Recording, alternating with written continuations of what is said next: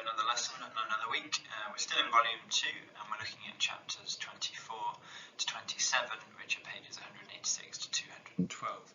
As always, make sure you've read these chapters before watching the video, so if you haven't, please pause, go away, read the chapters and come back. But I'm just going to begin with a summary. One of the main things we're going to be looking at today is the contrast between public and private life. So in chapter 24, Pip decides he wants to live with Herbert, and he's given money by Jaggers to buy the furniture in Barnard's Inn. Wemmick invites him to his house in Walworth and tells him that the peculiar jewellery that he wears is portable property, given to him by condemned villains, and Wemmick places a lot of value on this property that is portable. In chapter 25, Pip visits Wemmick at his home, and he shares with Pip his deaf father, the aged parent. Wemmick's house looks like a castle, and even has a drawbridge. Here Pip sees an entirely different and much friendlier side to Wemmick. So Wemmick is far different in private from how he is in public at work. As we move into chapter 26, Pip goes to dine with Jaggers along with Drummle, who he dislikes intensely, and Startop. Jaggers seems very taken with Drummle. He's also very proud to show off his housekeeper, boasting of her strength and forcing her to show her scarred wrists. And finally, chapter 27, Joe comes to visit Pip in London, bringing with him news that Estella has returned and that Miss Havisham wishes him to visit Sattie's house again. He also tells him that Wopsle has come to London to try and make his living as an actor. Joe's visit is very awkward, as he feels inferior to Pip, calling him Sir, and Pip feels embarrassed by Joe. So, we're going to start today by looking in chapter 24. Pip's education continues and his financial dealings. Then we'll look at chapter 25, Pip's visit to Wemmick at Walworth and the difference between public and private life. Then we'll have a look at that uncomfortable evening with Jaggers. And finally, we'll have a look at Joe's arguably even more uncomfortable visit to Pip in chapter 27. So, we start off with Pip's education and his financial dealings. The first thing to note in this chapter is that Pip requests money from Jaggers in a scene which is reminiscent of Pumblechook in the Arithmetical Inquisition that is similar to when Pip was a child. So you remember Pumblechook used to test Pip on his times tables. Jaggers is almost sort of doing the same thing when he's questioning how much money it is that Pip desires, and Pip doesn't really know how much money he requires, and so it ends up becoming a game of times tables once again. Wemmick then shows Pip around and introduces the idea of portable property, property which can't be sort of confiscated or taken. It's sort of got hidden value and it's precious because he can move it around. And Pip also sees Jaggers at it. He sees Jaggers at work, sees the full force of this powerful criminal lawyer. We're not going to linger on chapter 24 too much longer, but I would recommend if you want to delve into this chapter a bit more, to really look at how Jaggers' character develops. So as we move into chapter 25, we're going to have a look at this visit to Wemmick at Walworth and the difference between Wemmick in the office and Wemmick at home. So within this visit, Pip sees a very different side to the man who is very straight-laced and very stern and professional in the office, who becomes a loving, doting son, proud of his home. Every Englishman's right up a castle is what Wemmick is living out here. So let's have a look at a couple of extracts. We sat down to our punch in the arbour, where Wemmick told me, as he smoked a pipe, that it had taken him a good many years to bring the property up to its present pitch of perfection. "Is it your own, Mr. Wemmick?" "Oh, yes," said Wemmick. "I have got hold of it, a bit at a time. It's a freehold, by George." "Is it indeed? I hope Mr. Jaggers admires it." "Never seen it," said Wemmick. "Never heard of it. Never seen the aged. Never heard of him. No. The office is one thing, and private life is another. When I go into the office, I leave the castle behind me, and when I come into the castle, I leave the office behind me. If it's not in any way disagreeable to you, you'll oblige me by doing the same. I don't wish it professionally spoken about." So that's a really important paragraph here. Wemmick is really showing what sort of all of us do in our everyday lives, which is that we have a sort of public persona and a private persona. I'm very different in teacher mode at school from how I am in my normal mode at home, and that's what we're seeing with Wemmick here. He was very stern and professional with Pip in the office. He's a very good clerk to Jaggers, but at home he doesn't want to bring his work home with him. He doesn't want to bring his home life into the office, so he doesn't want to mix professional and personal. And we see that in the way he shows Pip around, the pride he takes in the drawbridge and the cannon going off, the garden, the way he lives with his father. Let's have a look at another extract. And this shows how Wemmick slowly changes as they return to the office the next morning. Notice how Pip can see him going through that transition from private life to public life again on the journey back to work. Wemmick was up early in the morning, and I am afraid I heard him cleaning my boots. After that he fell to gardening, and I saw him from my Gothic window pretending to employ the aged, and nodding at him in a most devoted manner. Our breakfast was as good as the supper, and at 8:30 precisely we started for Little Britain. By degrees Wemmick got drier and harder as we went along, and his mouth tightened into a post office again. At last, when we got to his place of business and he pulled out his key from his coat collar, he looked as unconscious of his Walworth property as if the castle and the drawbridge and the arbour and the lake and the fountain and the aged had all been blown into space together by the last discharge of the stinger. Now, the stinger there is referring to the cannon that Wemmick has made to fire at 9 o'clock every day to please his aged father, and it's reminiscent of the cannons going off in the marshes very early in the book, and sort of symbolically reminds us of Pip's sort of guilt in his past, those cannons which signified when a convict had escaped. So there's always those little links to Pip's past, but what we can see here is Wemmick's change as he goes from private to public, and that's what I really want you to compare as you take your notes this week.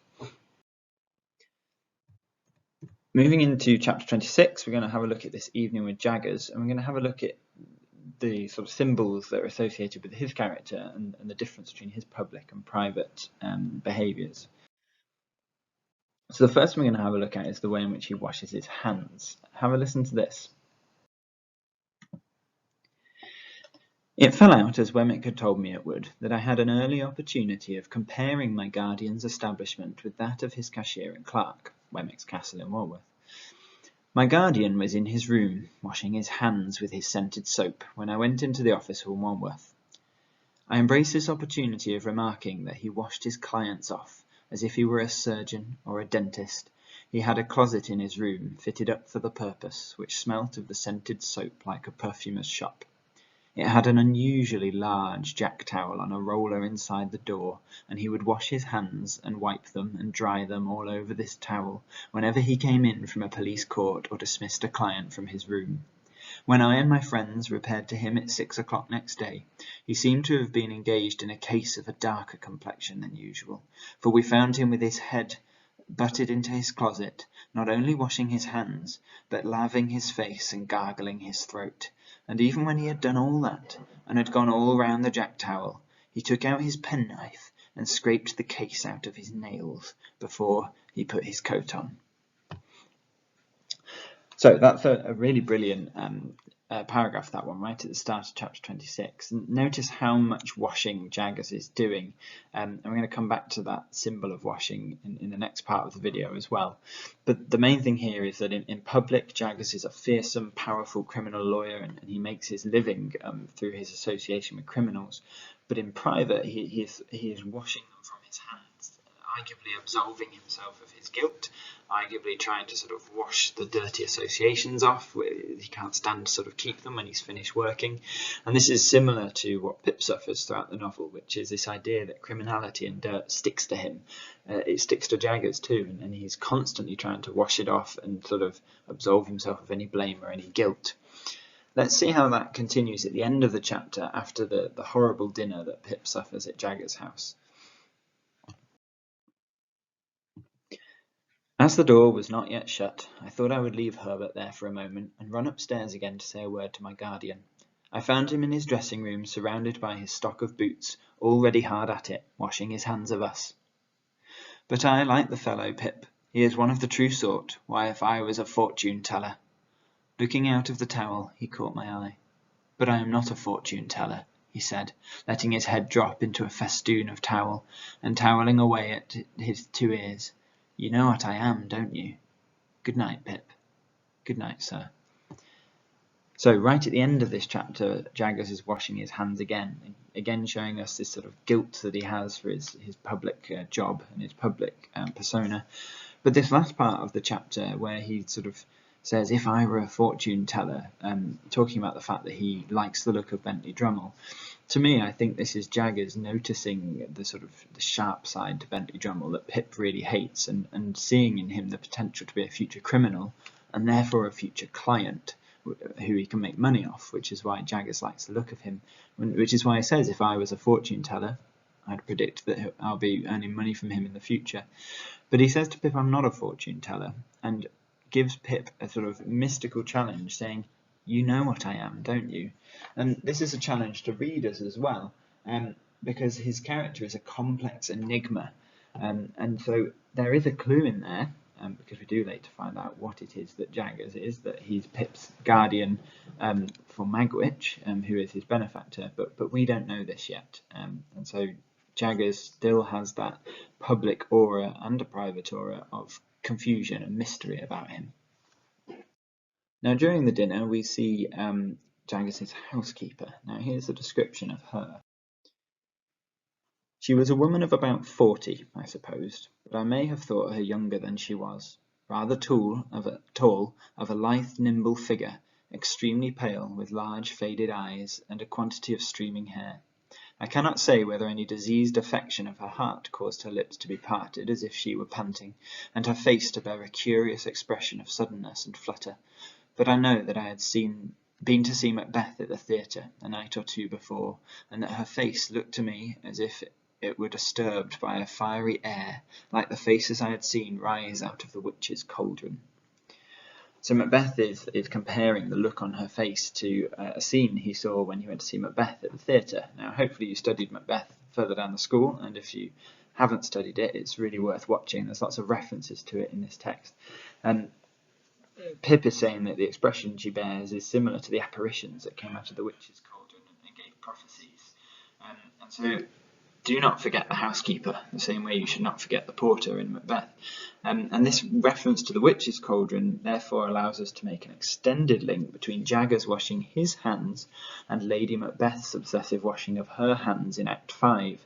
And the symbol of hands, which runs as a motif throughout Macbeth, is always to do with guilt and absolving oneself of guilt and washing away your guilty conscience with water, taking this blood off your hands. And that blood on your hands, to mean you're guilty, is an allusion that comes from the Bible. So the biblical allusion shown in Macbeth is being passed forward into Great Expectations here. Now the guilt that Jaggers has links to criminals, but Pip's guilt and his shame is merely his poor upbringing, and that's what he's trying to wash himself off throughout the novel. Now in this dinner scene, Jaggers grabs his housekeeper's wrists and sort of forces them onto the table to show the boy's powerful wrists, and we see that they're scarred and cut, presumably through many attempts at suicide by cutting her wrists, and it's only later in the novel we find out the significance of this. So let's move on to the last little section then, which brings us back to this idea of snobbery, in-class snobbery and shame and guilt that we've looked at before, but we also see the contrast in public and private behaviours for Joe. So we remember young Pip's snobbery and shame in these paragraphs early on in chapter 27.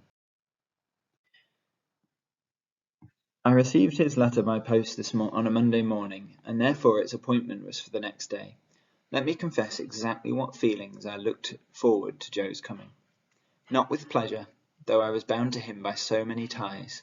No, with considerable disturbance, some mortification, and a keen sense of incongruity. If I could have kept him away by paying money, I certainly would have paid money.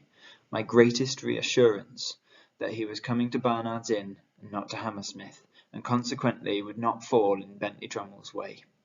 I had little objection to his being seen by Herbert or his father, for both of whom I had a respect, but I had the sharpest sensitiveness as to his being seen by Drummle, whom I held in contempt. So throughout life our worst weaknesses and meannesses are usually committed for the sake of the people whom we most despise." Now that's a really powerful paragraph. Pip is saying that he would have paid money to keep Joe away from him. He's that embarrassed and ashamed. And he's okay for Herbert and the Pocket family to see Joe, but certainly not Bentley Drummle, who would have a field day making fun of Joe and pointing out all the flaws in his character. And so Pip recognises, and we get this retrospective, mature voice of older Pip in the end of this paragraph, who reflects that throughout life, the people who bring out the worst in us and exploit our weaknesses are the people who we hate the most, not the people that we love the most. And so we see that guilt and shame that Pip feels about Joe's coming. And this is Joe's arrival, and we have a sense of pathos here. We feel pity for Joe and how pathetic he is, but we also have humour in Pip's description of Joe's arrival. As the time approached, I should have liked to run away, but the Avenger, pursuant to his orders, was in the hall, and presently I heard Joe on the staircase. I knew it was Joe by his clumsy manner of coming upstairs, his state boots being always too big for him, and by the time it took him to read the names on the other floors in the course of his ascent. When at last he stopped outside our door, I could hear his fingers tracing over the painted letters of my name, and I afterwards distinctly heard him breathing in at the keyhole. Finally, he gave a faint single rap, and Pepper, such was the compromising name of the avenging boy, announced, "Mr. Gargery." I thought he never would have done wiping his feet, and that I must have gone out to lift him off the mat, but at last he came in. So Joe's arrival is a funny one. He's stumbling through the hallway and up the stairs in his shoes that are too big for him. He's struggling to read the names on doors and has to trace them with his finger because he's illiterate. He wipes his feet on the mat so much in sort of mock deference to Pip and trying to be clean that Pip thinks he's going to have to go and lift him off and bring him inside. And he even peers through the keyhole to check he's at the right place. So we see this sort of sense of Joe feeling out of place and incongruous with his setting. So in public here, he is embarrassed by himself and he feels uncomfortable and out of place, whereas in private, in the forge, Joe is in his element and he feels confident and purposeful and like he belongs.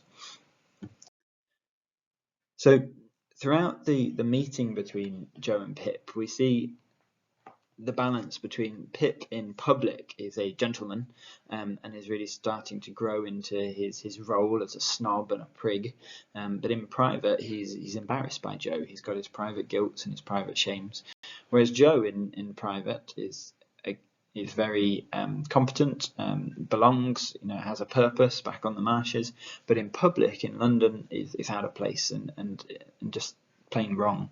So let's have a look at some of the unsuccessful things that happen in Joe's visit. Now, Joe and Wopsle visit the blacking warehouse, which Joe calls the blacking warehouse, which Joe thinks is drawn too architectural, which is near the top of page 210. So what Dickens is doing is using dialogue and dialect to show Joe's lack of education, his lack of literacy, the fact that he can't pronounce the word architectural in his assessment of the building that he went to see. We also see that Joe struggles to eat with good manners, which is just below midway down page 210. Now remember, when Pip first came to London, Herbert taught him how to eat with good manners and was kind and gentle with him, whereas Pip is not offering the same kindness or gentility to Joe and is critical and sort of judging of Joe's eating.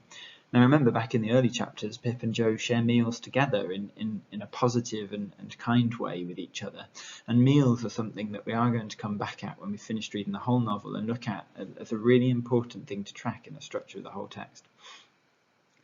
Now older Pip does reflect upon his role in Joe's discomfort near the bottom of page 210.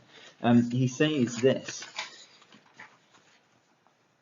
I had neither the good sense nor the good feeling to know that this was all my fault, and that if I had been easier with Joe, Joe would have been easier with me. I felt impatient of him and out of temper with him, in which condition he heaped coals of fire on my head. So older Pip is able to reflect with honesty and integrity that he was part of the cause of this discomfort, but at the time it's snobbish, arrogant Pip who causes the issues. Now we also notice that Joe doesn't sound the H in Havisham and incorrectly refers to her as Miss A, which is quite humorous and a bit of a literary joke. He calls her Miss Avisham, so he refers to her as Miss A when he's trying to tell Pip that he's been summoned to Satis House once again.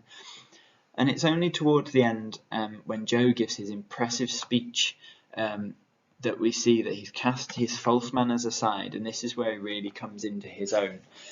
Joe gives a speech to Pip which is really one, I think, of the most important in the book, and this is how it goes. Pip, dear old chap, life is made of ever so many partings welded together, as I may say, and one man's a blacksmith, and one's a whitesmith, and one's a goldsmith, and one's a coppersmith. Divisions among such must come, and must be met as they come. If there's been any fault at all today, it's mine. You and me is not two figures to be together in London, nor yet anywheres else but what is private and beknown and understood among friends. It ain't that I am proud, but that I want to be right, as you shall never see no more in these clothes. I'm wrong in these clothes. I'm wrong out at the forge, the kitchen, or off the meshes. You won't find half so much fault in me as you think of me in my forge dress, with my hammer in my hand, or even my pipe. You won't find half so much fault in me, if supposing as you should ever wish to see me, you come and put your head in at the forge window, and see Joe the blacksmith, there at the old anvil, in the old burnt apron, sticking to the old work. I'm awful dull, but I hope I've beat out something nigh the rights of this at last. And so, God bless you, dear old Pip. Old chap, God bless you. So Pip receives a really sort of heartwarming speech from Joe there, recognising that he and Pip only belong together now in private. They can't be seen in public together because they don't belong. He doesn't belong in London. It's just not allowed now. They're from different classes. Pip is a gentleman, Joe is not. However, what this brings us to the question of is the difference between gentlemen and gentlemen, with a space between those two words. Herbert is certainly a gentleman and a gentleman, and Joe, although he's not a gentleman, in inverted commas, is a gentleman. He's a gentle creature with kindness and goodness in his heart. And it is Pip who is a gentleman without being a gentleman. He is not kind, he's not forgiving, he's not sympathetic. He is a snob, and he's arrogant, and he's cruel, and he's unkind. Now, the final thing to pick up in this speech was that Joe called the marshes the meshes, which is part of his dialect and the way he speaks. But the interesting pun here is of Pip being enmeshed in his past, like snared in a trap or caught in a net. He can't escape. And notice some of the things that have been happening in these early chapters since Pip has escaped to London. Joe has come to visit, a character from his past. Estella has returned and wishes to see him, a character from his past. And he's been summoned back to Satis House, an important setting from his past. And throughout the novel, Pip is always cycling back to Satis House. He can never escape and always returns in times of crisis or confusion. So, these are the things we've looked at. Pip's education continuing and his financial dealings with Jaggers, the visit to Wemmick at Walworth, the uncomfortable dinner with Jaggers and hand washing, and Joe's visit to London and the final invitation to Satis House. Now here's what I want you to have a go at planning and writing this week. I want you to evaluate the effectiveness of the methods Dickens uses to present how individuals differ in public and in private settings. And I'm going to show you on the next slide some scenarios that you might want to focus on in this piece of writing. So you might want to focus on Pip being a gentleman in public and the sort of outward appearance he creates, recognising that he's now got himself a little servant known as the Avenger, who he's bought clothes for and dressed up. And this is a bit of a parody of Pip as his own self-importance. He calls him the Avenging Phantom, his servant, who sort of haunts him. He sort of hired him to be his servant, to give an appearance of being a gentleman, but really this other character is just a bit of a nuisance to Pip. So have a look at Pip in his public creation of himself. He's now in money, he's got furniture, clothing, lodging. But in private, he is an ashamed blacksmith. He's got guilt. He knows about his past experiences and he's worried that people will find him out. And so the way he behaves to Joe in private is not gentlemanly and not kind. More fruitful might be looking at Joe as a successful blacksmith in private. Remember back in chapter 5 when searching for the convicts, Joe is asked to repair some leg irons that have been found on the marshes, and he's useful and purposeful, and he belongs at the forge. But in public, in London, and on that visit to Miss Havisham's in Volume 1, he's an embarrassment, and he doesn't belong. You might also want to look at the difference between Jaggers and the way he behaves in court in chapter 24 compared to his obsessive hand washing and his behaviours in private. And I think the best one to start with would be Wemmick, the stern professional clerk with the post office mouth in public in the office and the fun, easygoing man in private. And comparing some extracts for each of those characters would be really fruitful to see how they differ in public and in private based on their own expectations of themselves and on society's expectations of them. Now, if you want to think about Gatsby as well, think about Gatsby in public as a generous party host, but in private he's supposedly a criminal or a German spy, or he's killed a man. So think about all these differences in Gatsby too. You might want to think about Nick. We see him as an observer, an outsider, but in private he sees himself as an author and an authoritative judge. So it's worth thinking about this idea of the difference between how characters behave in public and private in Gatsby as well. And as always, if you want to have a go at comparing the two, please do. But as a minimum for next Monday, the 18th of May, I'd like you to have a go at writing an introduction and a couple of paragraphs, the same as normal, sort of a side of A4 or 2 if you're handwriting. Having a look at one or two of these 4 characters, how they differ in public and private, and what Dickens is trying to say. What's he trying to teach us? What could the moral message behind this be? How does it relate to us now? Think about the culture of 2020 and Instagram and Facebook and social media, how we present ourselves in public and the reality of our lives in private. And how is it still relevant for modern readers? Okay, so quite a difficult topic, and please feel free to email me your questions if you're not sure. But it's one that really bears looking into really closely. So within these 4 chapters is a good place to start. But of course, as always, you can refer to other points in the novel to show me your wider understanding of structure and character development. Okay, so I'm really looking forward to reading your work again. Please submit them to me by Monday the 18th, and I'll speak to you again soon. Thank you very much.